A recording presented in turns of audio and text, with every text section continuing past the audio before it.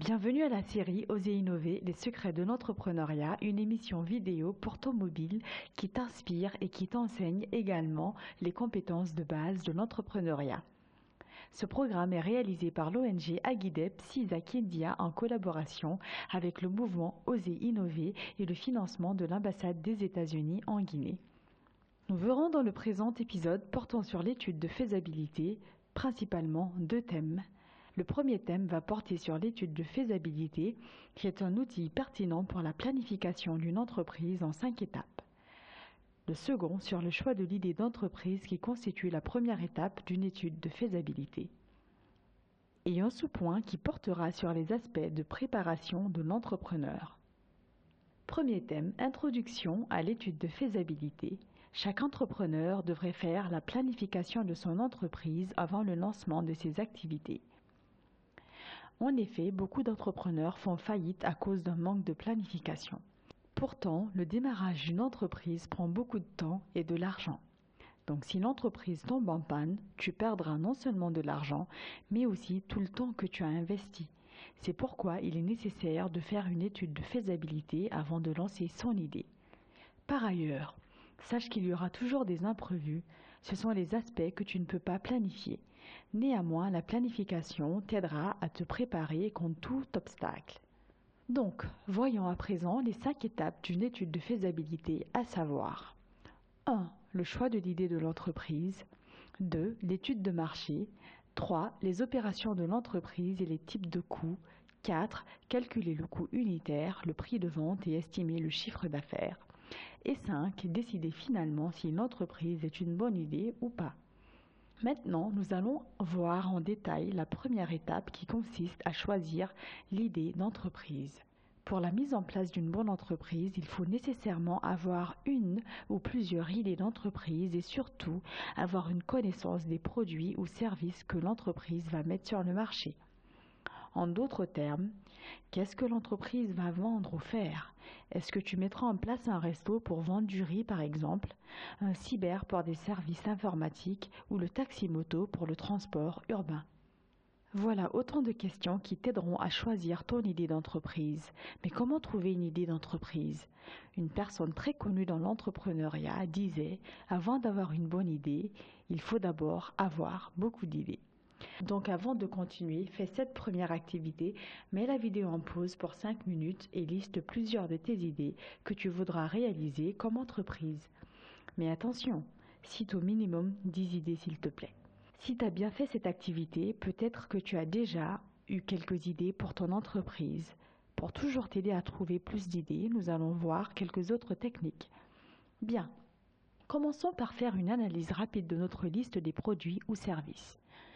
Donc, des idées que nous venons de citer précédemment. La première analyse, il s'agit d'utiliser ta liste pour catégoriser tes idées, c'est-à-dire les produits ou services que tu comptes mettre sur le marché.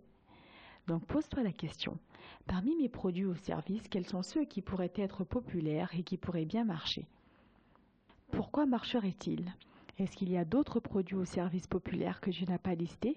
Si oui, arrête la vidéo et ajoute à ta liste les produits ou services qui manquent. Regarde encore sur ta liste des produits ou services que tu as choisis. Est-ce qu'ils sont les besoins ou les désirs des gens? Pour rappel, les besoins sont les produits ou services qui sont indispensables à la vie. Par exemple, la nourriture, les habits, le logement, etc. Par contre, les désirs sont les produits ou services qui ne sont pas nécessaires à l'existence mais qui apportent plutôt du plaisir, comme les bonbons, les divertissements, etc. Essaye donc d'identifier sur ta liste les produits ou les services qui répondent aux besoins ou aux désirs. Et finalement, pense aux produits ou services qui ne sont pas disponibles dans ta communauté. Par exemple, au Fouta, on ne cultive presque pas de la pastèque. Donc il y a des entreprises qui transportent la pastèque d'une autre région. Vers le Fouta, tu peux peut-être penser à d'autres exemples similaires, c'est-à-dire des produits ou services qui ne sont pas disponibles dans ta communauté. Donc, suite à ces explications, j'espère que tu as déjà préféré une idée sur ta liste qui t'attire ou qui t'intéresse vraiment et que tu as choisi comme idée d'entreprise. Sinon, il y a une autre façon de trouver une idée d'entreprise à travers les frustrations, les problèmes. Comme exemple de frustration, le manque d'électricité, trop de chaleur en saison sèche ou le manque d'un vidéoclub dans ton quartier. Pourtant, on peut créer des entreprises capables de résoudre ces frustrations. Par exemple, si tu constates qu'il y a un manque de courant là où se trouvent beaucoup de ménages ou de boutiques, tu peux installer un groupe électrogène pour satisfaire le besoin en électricité. Donc, c'est à ton tour. Mets la vidéo en pause pour 5 minutes et tu vas essayer de nous proposer 10 frustrations que tu as constatées dans ta communauté. J'espère que finalement tu as au moins 2 idées d'entreprise que tu peux garder pour le reste de cette série. Après avoir choisi l'idée d'entreprise, maintenant, c'est de répondre à la question: est-ce que je suis personnellement préparé à faire cette entreprise? En se basant sur les 3 aspects suivants: l'aptitude pratique, la situation financière et l'aptitude psychologique. Au niveau de l'aptitude pratique, tu dois te poser la question: est-ce que j'ai la compétence pour mener à bien cette entreprise? Sinon, puis-je avoir une autre personne qui dispose des compétences requises pour mettre en place l'entreprise? Finalement, est-ce que c'est possible d'apprendre ou de me former pour acquérir les compétences nécessaires?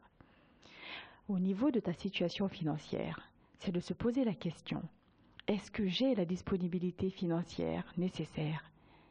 Y a-t-il d'autres personnes, y a-t-il d'autres sources de financement pour mon entreprise que je pourrais exploiter? Ou est-ce que je pourrais lancer une plus petite entreprise compte tenu de mes ressources? Finalement, parlons de l'aptitude psychologique. Démarrer une entreprise, c'est prendre des risques. Alors il faut se poser la question: est-ce que je suis vraiment prêt à en prendre? En plus, une entreprise n'est pas quelque chose qui se réalise en une journée. Alors es-tu prêt à y consacrer le temps nécessaire? Et bien que l'entreprise te prenne beaucoup de temps et de risques, restera toujours motivé à continuer. Donc, en résumé, au cours de cet épisode, nous avons abordé principalement 2 thèmes. 1. L'introduction à l'étude de faisabilité. 2. La première étape d'une étude de faisabilité, c'est-à-dire le choix de l'idée d'entreprise. Et nous avons aussi vu la préparation de l'entrepreneur. Merci pour ton attention et nous t'encourageons à bien garder toute ton attention le long de cette série portant sur les secrets de l'entrepreneuriat. Dans l'épisode prochain, nous parlerons de l'étude de marché. Veuillez visiter notre site internet www.oserinnover.com et tu peux nous contacter à oserinnover@gmail.com.